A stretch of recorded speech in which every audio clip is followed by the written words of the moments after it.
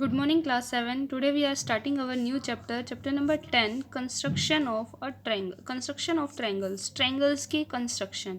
तो सबसे पहले हम बेसिक चीज़ें डिस्कस कर लेते हैं ट्रायंगल के बारे में कि a close figure in a plane having 3 sides and 3 angles is called a triangle.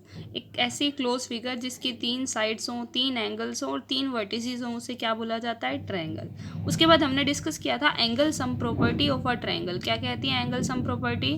कि एक ट्रायंगल के तीनों एंगल्स का सम कितना होता है? 180 डिग्री होता है। Sum of 3 angles of a triangle is 180 degree.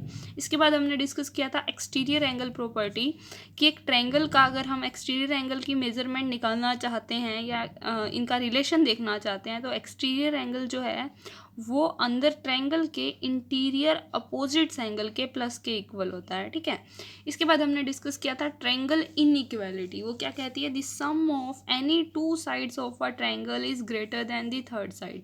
कि एक ट्रायंगल की अगर 3 साइड्स गिवन है तो किन्हीं भी 2 साइड्स का प्लस हमेशा थर्ड से बड़ा आना चाहिए, ग्रेटर होना चाहिए, इक्वल भी नहीं हो सकता। ठीक है, तभी ट्रायंगल बनेगी, अदरवाइज ट्रायंगल नहीं बनेगी। इसके बाद हम देख रहे हैं कि ट्रायंगल के मेन 6 कंपोनेंट्स हैं। क्या क्या? 3 साइड्स हैं और 3 एंगल्स हैं, है ना। अभी हमने पिछली यूनिट में भी जब हमने कॉन्ग्रुएंसी पढ़ी थी उसमें भी हमने यही देखा था कि 3 साइड्स और 3 एंगल्स हैं। और जब हम कॉन्ग्रुएंट कर रहे थे तब हमें 2 ट्रायंगल्स की कॉन्ग्रुएंसी चेक करने के लिए हम कोई भी 3 इंडिपेंडेंट कंपोनेंट लेके प्रूव करते थे। क्या थे वो? SSS, SAS, ASA और RHS। मतलब 2 ट्रायंगल्स की अगर तीनों साइड्स इक्वल हैं या 2 साइड्स उनके बीच का एंगल या 2 एंगल उनके बीच की साइड और या फिर राइट एंगल हो, हाइपोटेनियस हो और कोई भी एक साइड इक्वल है 2 ट्रायंगल्स की कंपैरिजन में, तब हम कहते थे वो दोनों ट्रायंगल कॉन्ग्रुएंट हैं, है ना। तो अब इन्हीं हमें बेसिस पर, इन्हीं 4 बेसिस पर हम यूज़ करके इन चारों को एक ट्रायंगल की कंस्ट्रक्शन कर सकते हैं। ठीक है, तो हमें तो कंस्ट्रक्शन करने के लिए सबसे पहला मेन स्टेप क्या होगा कि हम पहले क्या करेंगे, उस ट्रायंगल का गिवन इन्फॉर्मेशन से हम एक रफ स्केच सा बनाएंगे, रफ स्केच, और जो जो मेजरमेंट गिवन होगी वो लिखेंगे। उसके बाद हम कंस्ट्रक्शन शुरू करेंगे। तो मैंने आपको कहा कि कंस्ट्रक्शन इन्हीं चारों बेसिस पे होगी। बस कॉन्ग्रुएंसी में हम ये चारों 2 ट्रायंगल की कंपैरिजन में यूज़ करते थे। अब हमें सिर्फ एक ही ट्रायंगल, मतलब जब हमें कंस्ट्रक्ट कर रहे हैं, फिलहाल एक क्वेश्चन गिवन होगा तो एक ही ट्रायंगल कंस्ट्रक्ट करेंगे तो इन्हीं बेसिस पे होगी। जैसे या तो तीनों साइड्स गिवन होगी एक ट्रायंगल की, तब हमें ट्रायंगल बनानी होगी, या 2 साइड्स और उनके बीच का एंगल गिवन होगा तब हमें एक ट्रायंगल बना सकते हैं, या 2 एंगल्स और उनके बीच की साइड गिवन होगी तब हम एक ट्रायंगल को कंस्ट्रक्ट कर सकते हैं। ठीक है, इसी तरह से तो हम जो हमारा पहला आता है वो आता है हमारा SSS ट्रायंगल कंस्ट्रक्शन, मतलब side side side triangle construction. क्या होगा इसमें? आपको एक ट्रायंगल की तीनों साइड्स गिवन होगी और आपको एक ट्रायंगल को कंस्ट्रक्ट करना होगा। जैसे मैं बात करूं, हमें एक क्वेश्चन दे रखा हो आपका, हम फर्स्ट क्वेश्चन ही देख लेते हैं। वर्कशीट 1 का कह रहा है कंस्ट्रक्ट अ ट्रायंगल LMN।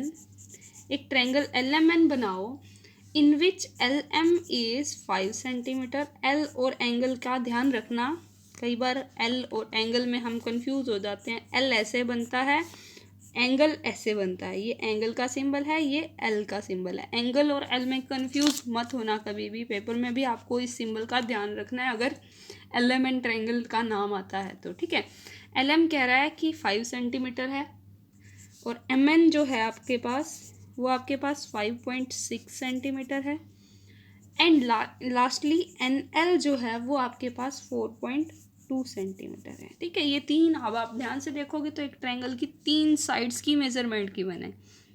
अब साइड्स की मेजरमेंट गिवन हो तो सबसे पहले हमने ट्रायंगल इनइक्वालिटी पढ़ी थी कि किन्हीं भी 2 का प्लस थर्ड से बड़ा होना चाहिए, तब हम ट्रायंगल कंस्ट्रक्ट कर सकते हैं। तो आप एक बार रफली चेक भी करके देख सकते हैं। 5 + 5 10.6 जो इससे बड़ा है ना। 5 + 4 9.2 जो इससे बड़ा है। 5 + 4 9.8 हो जाएगा जो इससे बड़ा है ना। तो तीनों ही केसेस में मेरी जो आपकी एडिंग है वो तीसरे से बड़ी आ रही है, जिसका मतलब हम ट्रायंगल तो कंस्ट्रक्ट कर सकते हैं यहाँ। क्लियर है? अब ट्रायंगल कंस्ट्रक्ट करनी है तो इसके लिए आपको सबसे पहले मैंने आपको बताया एक रफ स्केच बना लो। रफ स्केच मतलब एक LMN ट्रायंगल बनानी है ना, तो एक रफ स्केच बनाओ विदाउट स्केल वगैरह की यूजिंग से। सिंपल एक ट्रायंगल सी बना लो। रफ बना रही हूँ मैं, एग्जैक्ट नहीं है ये, इसको नाम दे दो LMN। ठीक है, जिसमें LM की क्या है? 5 सेंटीमीटर है। अब ये 5 थोड़ा है, ऐसे ही बनाया ना मैंने, इसलिए रफली बनाया है, इसलिए ऐसे ही लिख रही हूँ मैं। एम से एन कह रहा है 5.6 centimetre, N to L 4.2 centimetre. अब इस रफ ट्रायंगल को देख के हमें आइडिया लग जाएगा कि कैसे कैसे मैंने ट्रायंगल बनानी है। इस रफ ट्रायंगल को अगर आप ध्यान से देखोगे, इसमें एम एन आपने नीचे ले रखी है, तो आपकी मर्जी है कोई भी साइड नीचे ले सकते हो। इसको एल एम एन की जगह एल एम एन ऐसे नाम भी दे सकते हैं।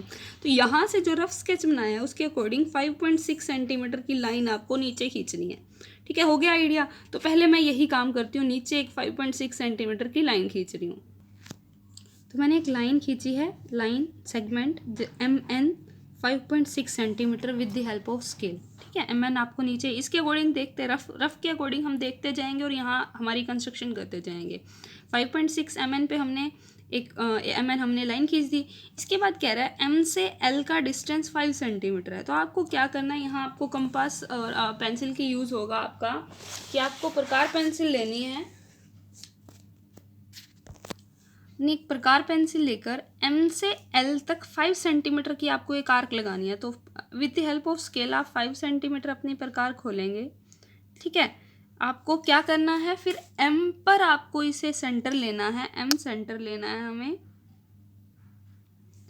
और ऊपर की तरफ एक आर्क लगा देनी है। आर्क हम थोड़ी सी बड़ी लगाएंगे, क्यों? क्योंकि जब हम दूसरी आर्क लगाएंगे तो हमें हमारे श्योर होना चाहिए वो इसे कट कर दे, नहीं तो हमें दोबारा प्रकार खोल के आर्क लगानी पड़ जाएगी। इसलिए पहले ही इस आर्क को थोड़ा सा बड़ा रख लो दोनों तरफ से। ठीक है, पहली आर्क लग गई 5 सेंटीमीटर की।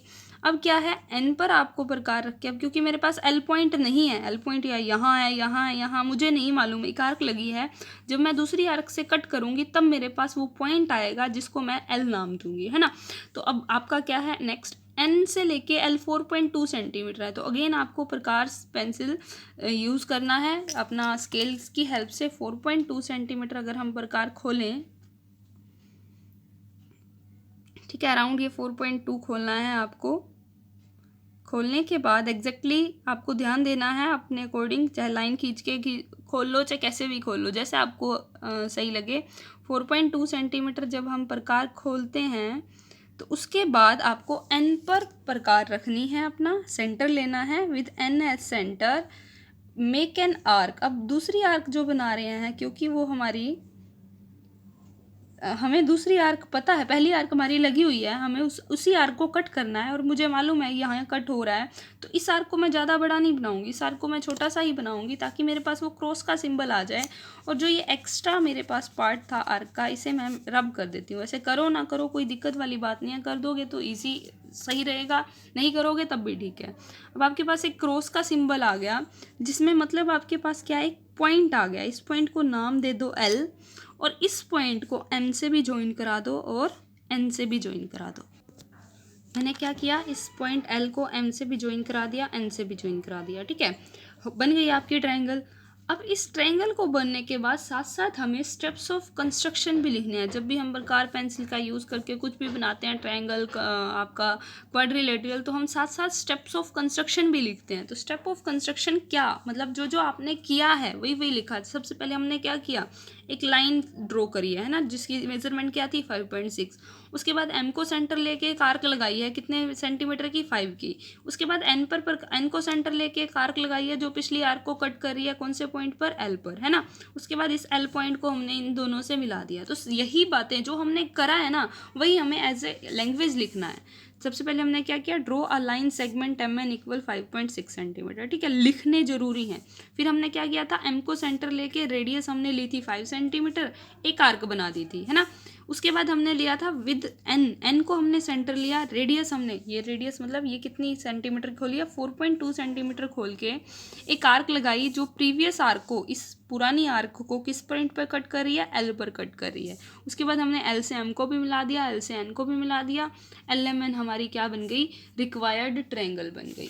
ठीक है, इसके बाद जो आपके और क्वेश्चंस आ रहे हैं वो भी इसी तरह से हैं। जैसे क्वेश्चन नंबर 1 मैंने आपको बता दिया। सेकंड में कह रहा है डी ई एफ एक ट्रायंगल बनाओ जिसमें डी ई और डी एफ दोनों 4 सेंटीमीटर है और ई एफ आपके पास 6 सेंटीमीटर है। तो सेम आपको पहले रफ फिगर बनानी है। ठीक है, डी ई एफ हम बनाएंगे जिसमें ई एफ आपके पास 6 है, ये भी 4 है और ये भी 4 है। तो सेम आपका बन गया है ना। तो ट्रायंगल बनाने के बाद वो कह रहा है मेज़र करो angle E and angle F को। तो यहाँ आप डी की हेल्प से ई और एफ को मेज़र कर सकते हो। क्लियर है। मेज़र करके आपको आंसर बताना है। इसके बाद कह रहा है इक्विलेटरल ट्रायंगल बनाओ जिसकी वन लेंथ 5 है। अब इक्विलेटरल ट्रायंगल में का क्या मतलब होता है, तीनों साइड सेम है, तो आपको एक ट्रायंगल ऐसी बनानी है। अब उसने नाम नहीं बताया तो आप अपनी मर्जी से ABC नाम दे सकते हो। और उसकी साइड्स क्या है, 5 सेंटीमीटर, ये भी 5, ये भी 5, ये भी 5। क्यों? क्योंकि इक्विलेटरल ट्रायंगल यही कहती है कि सारी साइड सेम होती हैं।